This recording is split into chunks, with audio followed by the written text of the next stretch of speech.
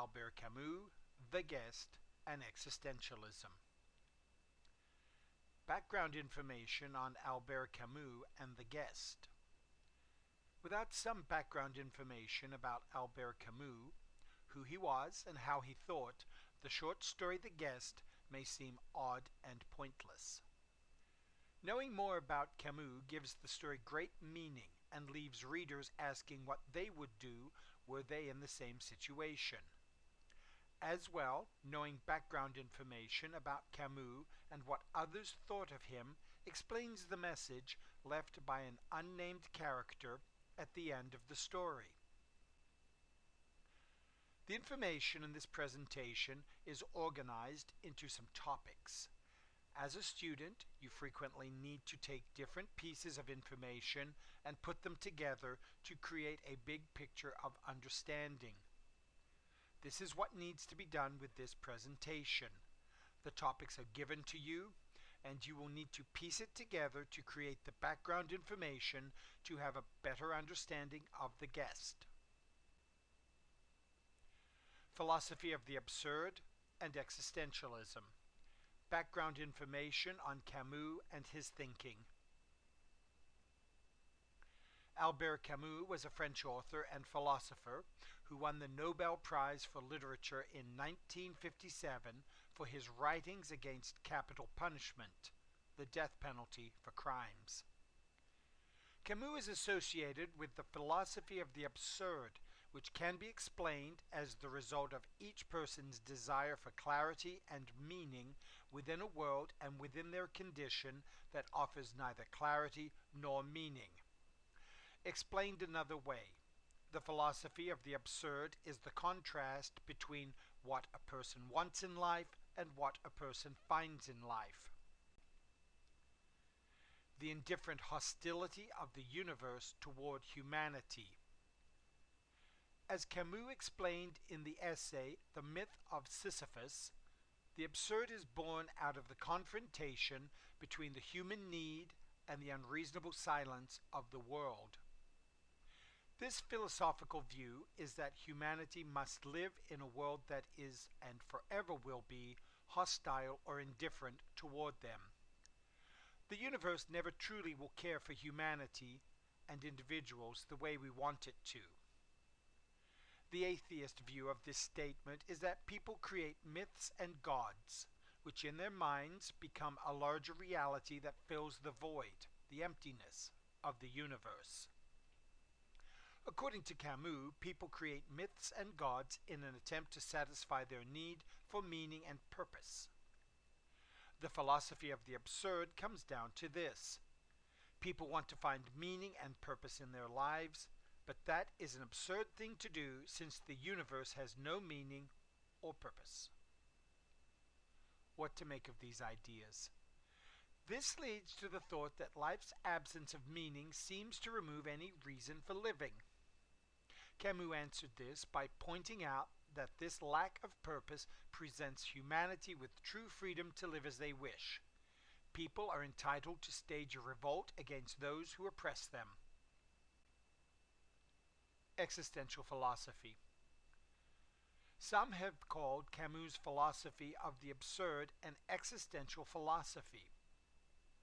Existentialism states that we each define ourselves through living, by making choices and following through on them.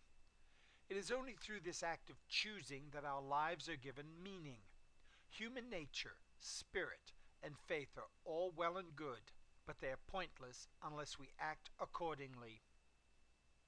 What we do is the only tangible, the only real or actual measure of our being.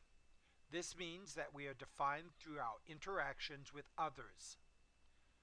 Brotherhood and responsibility, commitment to a political cause combined with action, play a huge role for some existential philosophers, especially Camus. Principles of existentialism. We have meaning because of our actions. Our existence is not because of our thoughts or because of a spirit.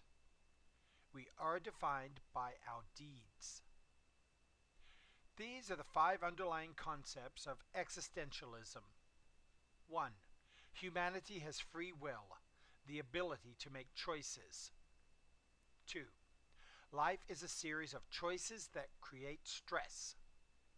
3. Few decisions are without any negative consequences. This is a central theme in The Guest. 4. Some things are irrational or absurd and do not have an explanation. 5. If a person makes a decision, that individual must follow through on it. There's still more to be said. The philosophy of the absurd and existentialism are deep subjects. This information only briefly explains some of the thoughts and beliefs that Albert Camus held. It is not fair to condense the information down into this small nugget, but it needs to be done to provide a basic background as to how Camus thought and how he saw himself and others. Information about the setting of The Guest. Colonial Algeria in 1957. General background. The Guest is set in Algeria, currently the largest nation in Africa.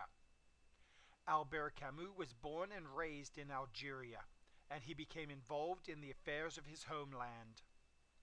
The Guest is set on the eve of the 1957 Algerian uprising. In order to understand the deeper themes of the story, a reader needs some background information about Algeria. Take a moment and look at the map illustration on the left side. In green you can see Algeria. Above it to the north is France. For many years Algeria was a colony of France. A brief history of Algeria. Algeria was an independent state in the Turkish Ottoman Empire until 1830. In 1815 and 1816, Algeria withstood attempted invasions by the United States, Holland, and Britain. In 1830, France invaded, captured the capital city of Algiers, and in 1834, Algeria was annexed as a colony of France. Annexed means taken and added.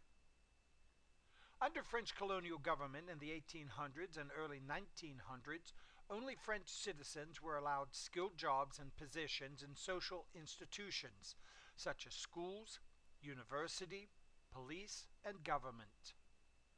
This is an important fact to recall when you meet Daru, one of the main characters in The Guest.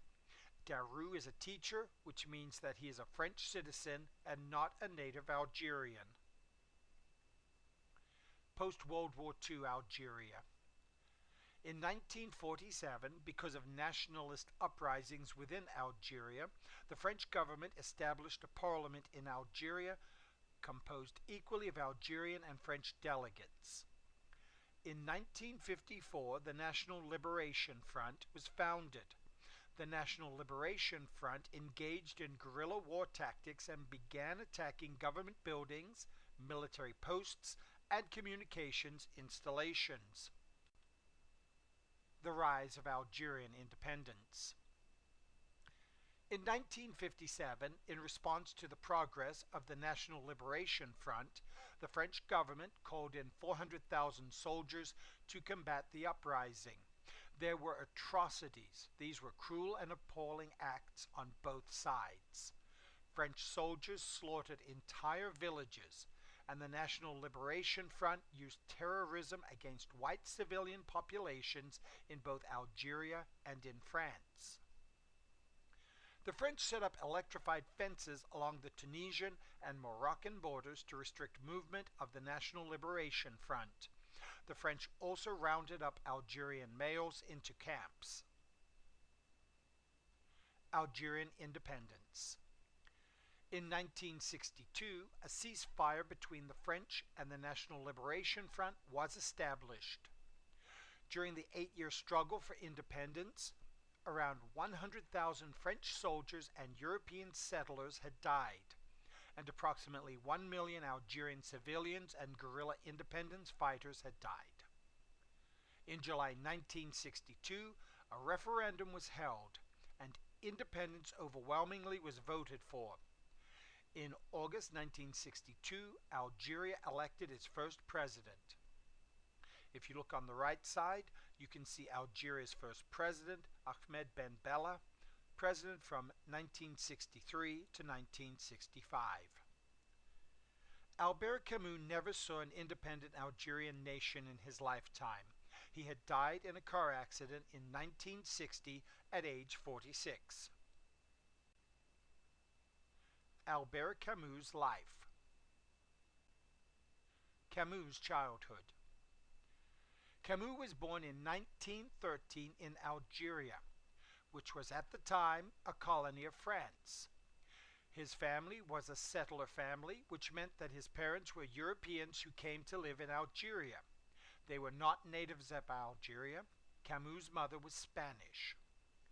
His father died fighting in World War I, 1 year after Camus was born. Many people considered World War I to be a pointless war because so many soldiers died fighting in a war that did not seem capable of being won.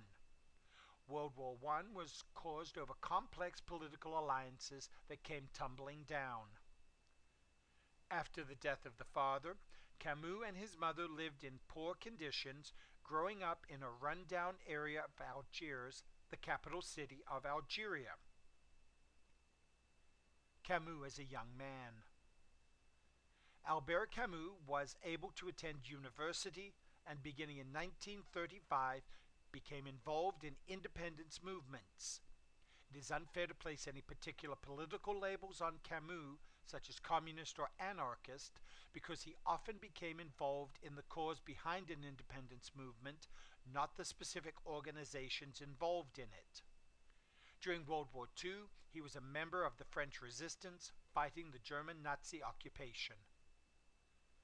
Camus identified himself as a pacifist, meaning that he was opposed to social change through war. Instead, Camus believed that the popular will of the people should be respected. He supported causes in which groups or individuals worked to empower themselves through protest. He is regarded as a human rights advocate. Camus was opposed to the use of nuclear weapons, especially the use of the atomic bomb in Hiroshima and Nagasaki, Japan, that ended World War II. He was opposed to capital punishment, which is the death penalty for crimes. Camus and the Algerian independence movement. When the Algerian War of Independence began in 1954, it presented a moral dilemma for Camus. Because his mother was Spanish, he identified with the settlers in Algeria called the Pieds Noirs, the Blackfeet. Debate surrounds how the term came to be. One explanation is that it described the black boots worn by French soldiers in Algeria. Camus defended the French government on the grounds that the revolt of the North African colony of Algeria was caused by the meddling of Egypt and other Muslim nations who wanted to create a new Arab empire. Recall, before Algeria was annexed as a French colony, it had been part of the Turkish Ottoman Empire. As well, Camus believed that the uprising was a move by the Soviet Union to encircle Europe to isolate the United States from its European allies. Camus was in favor of greater rights for Algerians, but not full-scale independence. He believed that the Pieds Noirs and the native Arabs of Algeria could coexist. During the war, he advocated for a civil truce that would spare the civilians. This was rejected by both sides, who regarded it as foolish. Behind the scenes, Camus began to work clandestinely, working secretly for imprisoned Algerians who faced the death penalty. Camus died in France in 1960 at age 46 in a car crash, never getting to see an independent Algeria. All this background as it relates to the guest. This information presented concerning Camus' views and role in the Algerian War of Independence helps explain events and choices in the guest. Camus worked on the short story from 1952 to 1954, revisiting it many times, particularly as the crisis leading to the Algerian War deepened. He wanted to avoid worsening the tensions between French and Arab Algerians with his portrayals. Some of these modifications heightened the ambiguities in the story, particularly with respect to the character and motivations of the prisoner. Background on the guest. The guest tells of an encounter between a French-Algerian schoolteacher and an Arab-Algerian prisoner on the eve of the Algerian uprising. The story emphasizes many of Camus' most characteristic themes: individual alienation, freedom, the value of human life, responsibility, the difficulty of moral choices, and the ambiguity of actions. The story gains additional layers of meaning through its incisive portrayal of colonial life and the psyches of the colonizer and the colonized alike. Restated, the story gains additional layers of meaning through its biting and sharp portrayal of colonial life and the mindset and thinking of the colonizer and the colonized alike. Go in confidence to enjoy the story The Guest. It is hoped that this brief introduction provides a basic framework to understand better the ideas and actions within the text.